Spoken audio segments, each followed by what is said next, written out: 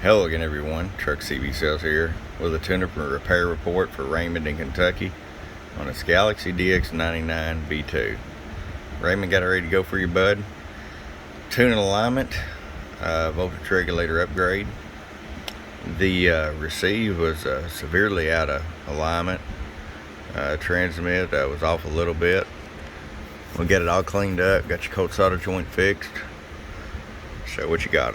RF power all the way down, 25 watt slug, half a watt all the way down, roll it all the way up, 5 watts. Show you average power swing. Low,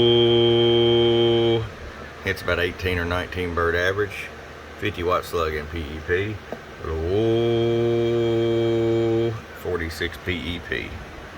Alright, Raymond, it's ready to come to you right here in the bluegrass from your friend Truck at www.truckscbsales.com.